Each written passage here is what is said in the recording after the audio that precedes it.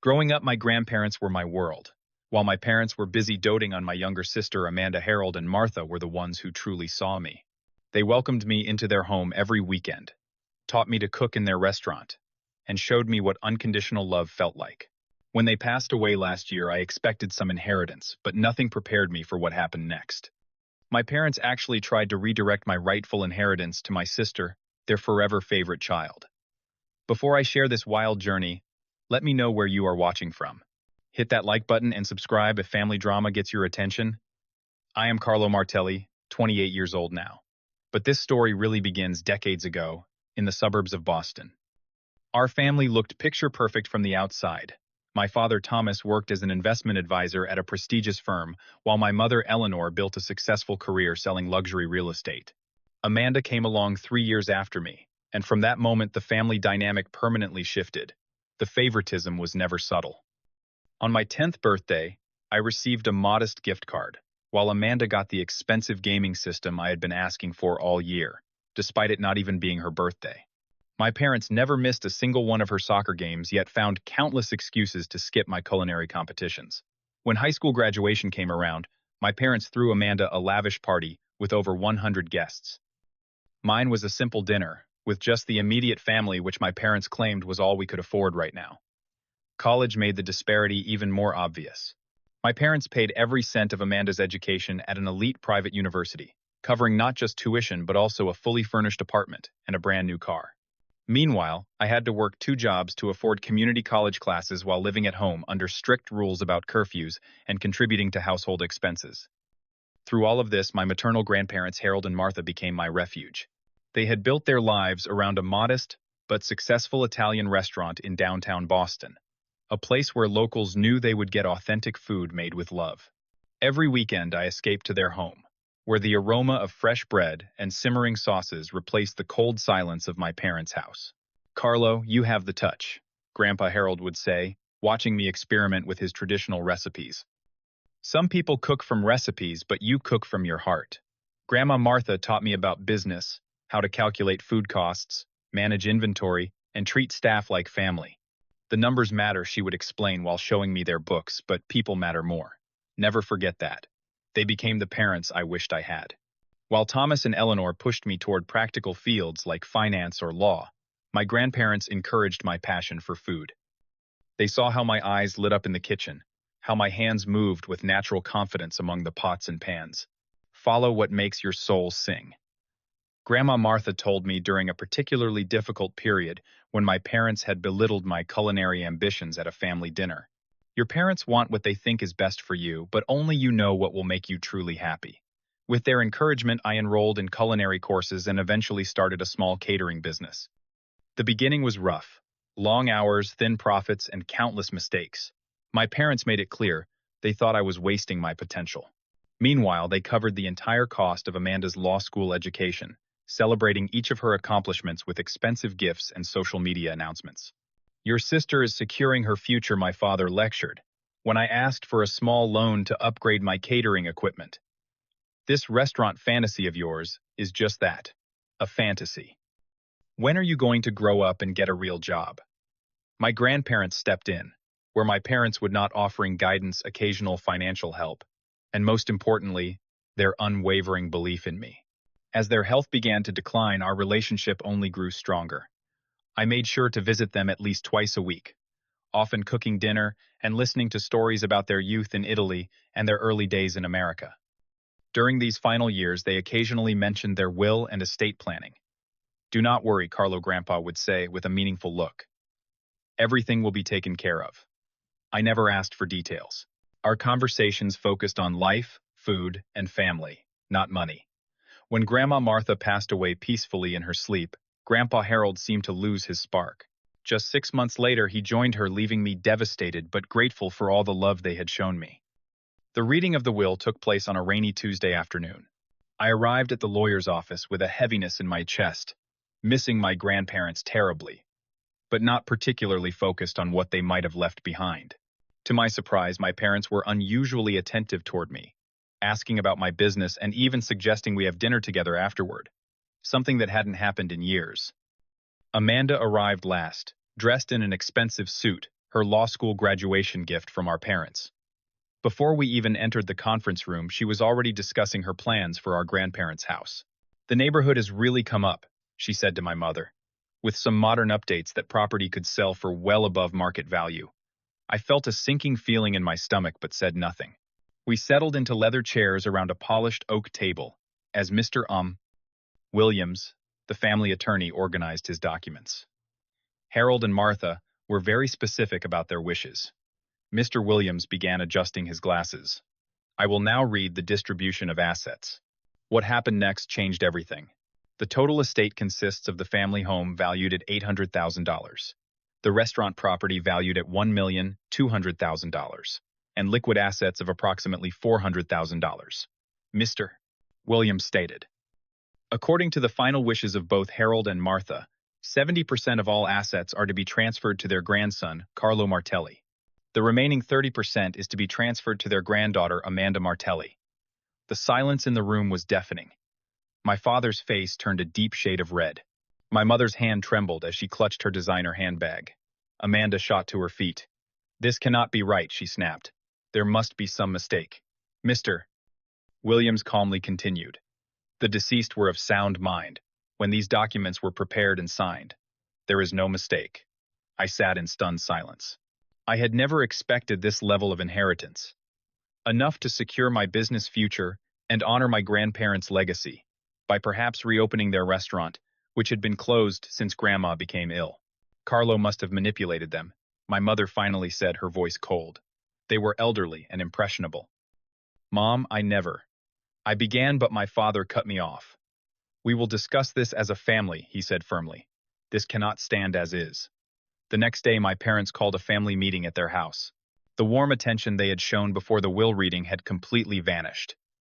You are not financially responsible enough to handle this inheritance, my father declared. Your business barely breaks even. You have never shown any financial acumen. The fair thing, my mother added, would be for us to manage the estate for both of you equally. We are the ones with experience in real estate and investments. Amanda nodded vigorously. It makes sense, Carlo. Mom and Dad can make sure the money grows, instead of you squandering it on your little cooking hobby. Their words stung, but something felt off. Why were they so invested in controlling the inheritance rather than just arguing for a different split? I thanked them for their concern but declined their offer, stating that I would honor my grandparents' wishes and manage my portion, as I saw fit. The situation escalated quickly. A week later, while dropping off some paperwork at my parents' house when they were supposedly out, I overheard voices from my father's home office. Pausing in the hallway, what I heard chilled me to the bone. Johnston thinks we have a solid case to contest the will, my father was saying. We can argue that Carlo took advantage of their diminished capacity. And once we have control, my mother added, we can distribute the assets properly. Amanda needs the capital to start her own law practice. What about the house? Amanda's voice asked. You promised I could have it. Of course, sweetheart, my mother assured her. Once we liquidate the restaurant property, there will be plenty to divide appropriately. I felt physically ill. They were planning to contest the will on false grounds, take control of my inheritance, and redirect everything to Amanda. The restaurant property, the heart of my grandparents' legacy, and the foundation of my own dreams, would be sold off without a second thought. Later that week, I found documents my father had carelessly left in his printer, draft papers for contesting the will, and preliminary real estate evaluations for selling the restaurant property. This was no longer just talk. They were actively working to undermine my grandparents' explicit wishes. I confronted them during Sunday dinner, laying the documents on the table. I found these. You are planning to lie in court to steal my inheritance. My father did not even look ashamed. You do not deserve that money, Carlo. You never have. Amanda has worked hard, gone to law school, made something of herself. What have you done? Played around in a kitchen. That money would be wasted on you, my mother added coldly. Your grandparents were not thinking clearly. Amanda stood beside them, arms crossed. I deserve that inheritance, Carlo. I am the one with the education and the future. Your little catering business will probably fail within a year anyway. This is not about deserving, I argued, my voice shaking. This is about respecting Grandma and Grandpa's wishes. They wanted me to have this. If you were a good son and brother, my father said, his voice dangerously quiet, you would recognize what is best for this family. If you fight us on this, consider yourself cut off completely. No more family holidays, no more support, nothing. I looked at these three people, my blood relatives, and barely recognized them. You already cut me off years ago, I said quietly. The only difference now is that I see you for who you truly are. I walked out of their house that night feeling like an orphan. The family I thought I had flawed as it was had revealed itself to be something much uglier. They were willing to lie, manipulate, and threaten to get what they wanted. The weeks that followed were the darkest of my life. I isolated myself from everyone, barely maintaining enough focus to keep my catering business running. Depression settled over me like a heavy blanket. Had my entire family life been a complete lie? Had my parents ever loved me at all? And how could I fight them when they had so much more money and influence than I did? My friend Marco finally intervened after I missed 3 scheduled meetings. You cannot let them win by destroying yourself, he insisted, bringing over food, since I had barely been eating. Your grandparents believed in you for a reason. You need to fight back. His words reminded me of something Grandpa Harold had told me years ago. In this world, Carlo, there are times when being nice is not enough. Sometimes you must stand up and fight for what is yours. With Marco's encouragement, I hired Joseph Martinez, an attorney specializing in contested wills. The retainer nearly wiped out my savings, but I had no choice. By then, my parents had officially filed their challenge to the will, claiming my grandparents lacked capacity to make sound decisions, and that I had exerted undue influence over them. The legal documents included outrageous claims that I had isolated my grandparents from the family that I had threatened to stop visiting, unless they changed their will. Even that I had prevented medical care to keep them confused and dependent. Each lie was more hurtful than the last. The stress began affecting my work.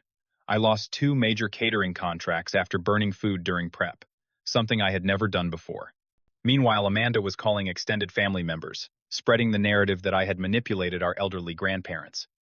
Cousins who had once been friendly now avoided my calls. My parents somehow gained access to my business loan application and used their banking connections to have it denied. The message was clear: surrender the inheritance or be destroyed. After 3 months of this, with my legal bills mounting and my business faltering, I nearly gave up. Joseph warned that the legal fight could drag on for years, draining whatever inheritance eventually came my way. Perhaps a settlement would be better than this prolonged agony. The night before I was scheduled to discuss settlement terms, I drove to my grandparents' empty house. I still had the key, though. The property was now in legal limbo. I just wanted to feel close to them again to ask for guidance. The house was exactly as they had left it.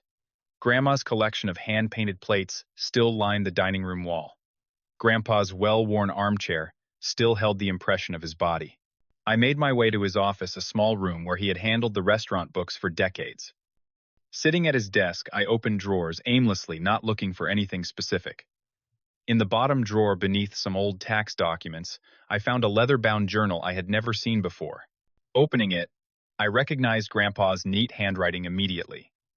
The journal contained his private thoughts during the last year of his life, including detailed observations about my parents' behavior.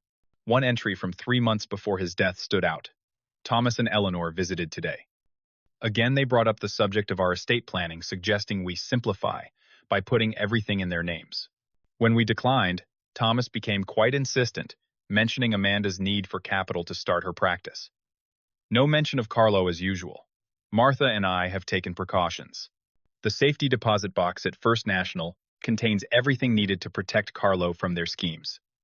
Michael Goldstein has all the instructions. Michael Goldstein. The name was vaguely familiar. Another attorney, I thought, but not one I had ever met. At the bottom of the journal entry was an address and phone number. The next morning, instead of meeting Joseph to discuss settlement terms, I called Michael Goldstein. His secretary seemed unsurprised by my call, immediately putting me through when I identified myself. Carlo Martelli, Michael said warmly when he answered. I have been waiting for your call. I was beginning to worry you would not find your way to me. 2 hours later, I sat in his office as he unlocked a file box filled with documents, recordings, and letters. Your grandparents were very smart people, Michael explained. They came to me 5 years ago, concerned about your parents' intentions. We created a comprehensive estate plan designed specifically to withstand the exact challenge your parents are now mounting. He showed me a trust document created years earlier, legally ironclad and updated regularly. There were video recordings of my grandparents clearly stating their wishes and explaining their reasoning. There was documentation of every time my parents had attempted to access my grandparents' money or influence their decisions. Most shocking was a detailed accounting my grandmother had kept of all financial assistance given to both grandchildren over the years. While I had received occasional help with catering supplies and culinary classes totaling about $20,000, Amanda had already received over $300,000 for her education, car, apartment, and other facts. Expenses. Your grandparents wanted to be fair, Michael explained. They saw this inheritance as balancing the scales after years of your parents favoring Amanda. Then came the most surprising discovery, a special codicil to the will that would activate only if the original will was contested. If any party contests this will, Michael Reed II will immediately takes effect. Under the terms of this second, will any contesting party, or anyone on whose behalf the will is contested, receives nothing. All assets previously designated for such parties will instead be added to Carlo Martelli's share. In other words, by contesting the will, my parents had just guaranteed that Amanda would receive nothing at all. There is more, Michael continued, opening a sealed envelope addressed to me in my grandfather's handwriting.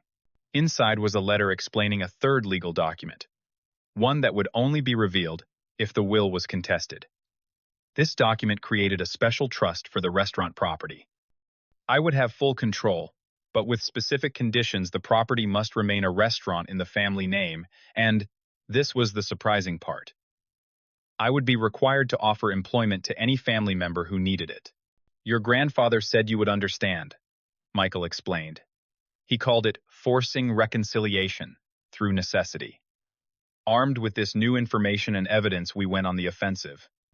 Michael filed motions detailing my parents' attempted fraud, including the documents I had found, and recordings of my grandparents discussing my parents' previous attempts to access their money.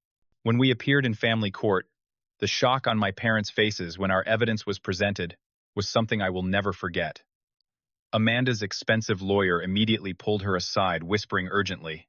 Even the judge seemed impressed by my grandparents' foresight. Mr. and Mrs. Martelli, the judge, addressed my parents sternly. These documents raise serious concerns about your intentions in contesting this will. The evidence suggests this challenge is not about mental capacity or undue influence, but about redirecting assets against the clearly stated wishes of the deceased. When Michael explained the second will's terms, that by contesting Amanda would now receive nothing, my father's face went pale. My mother clutched his arm, whispering frantically. We wish to withdraw our challenge immediately. My father announced, his voice lacking its usual confidence. I am afraid it is too late for that, Michael responded calmly.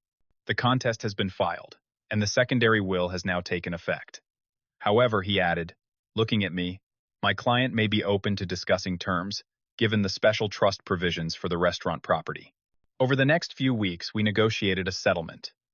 I agreed not to pursue claims against my parents for their attempted fraud, and they agreed to honor all the original provisions of my grandparents' estate plan. Amanda would receive 10% of the liquid assets, significantly less than the original 30%, but better than nothing. More importantly, the restaurant property would be developed according to my grandparents' vision. I used my inheritance to renovate the space, updating the kitchen while preserving the warm family atmosphere they had created. 6 months after the court battle, Harold and Martha's reopened to rave reviews and lines around the block. For the first year, I had no contact with my parents or Amanda. The wound was still too fresh, the betrayal too deep. But my grandparents' wisdom eventually proved itself in unexpected ways. When the economy took a downturn, Amanda lost her position at a prestigious law firm. After months of unsuccessful job hunting, she swallowed her pride and called me. I heard you might need help with legal contracts for the restaurant, she said stiffly. Grandpa's trust says you have to give family members jobs if they need them. I could have gloated or rejected her, but that would have betrayed my grandparents' true legacy, their belief in family healing. Amanda started handling the restaurant's legal matters, working from a small office next to mine. Our relationship was professional at first, awkward and formal. But as months passed, something unexpected happened. Working side by side without our parents' influence, we slowly began to reconnect as siblings. 1 year after the inheritance battle, my parents requested a meeting. I agreed to see them at a neutral location, a coffee shop downtown. They looked older, somehow diminished. We were wrong, my father said, simply after several minutes of uncomfortable small talk. What we did was inexcusable. We always told ourselves we were being fair. My mother added tears in her eyes. But looking back, we can see how we favored Amanda. We cannot undo those years, Carlo, but we are truly sorry. I did not offer immediate forgiveness. That would have been dishonest. Instead, I set clear boundaries. I am willing to try rebuilding our relationship, but slowly and on different terms. No more manipulation. No more favoritism. The healing process has been long and is still ongoing. Therapy has helped me understand the complex family dynamics that led to this situation. I have come to see that my parents, flawed as they are, were operating from their own wounds and biases. Understanding does not excuse their behavior, but it helps me process it without being consumed by anger. The restaurant has become a family healing ground, in ways my grandparents probably envisioned. Amanda now manages our business expansion, applying her legal expertise to help us open a second location. My parents occasionally join us for Sunday family dinners, an echo of the tradition my grandparents maintained for decades. Looking back, I realize my inheritance was never just about money or property. My grandparents left me something far more valuable: the courage to stand up for myself, the wisdom to set boundaries, and the compassion to leave room for reconciliation. Their true legacy was teaching me that family bonds can be reconstructed even after betrayal, but only on foundations of honesty, respect, and fairness. I have started a mentorship program for young chefs from troubled homes, trying to provide the same support and guidance my grandparents gave me. In this way, their legacy continues to grow and touch new lives. Have you ever experienced family members trying to take advantage of you? How did you handle it? Was forgiveness part of your journey? Share your stories in the comments below. If this story resonated with you, please hit that like button and subscribe to hear more real-life family experiences. Thank you for listening. And remember, sometimes the most important inheritance is not what is in the will, but the wisdom to know when to fight and when to forgive.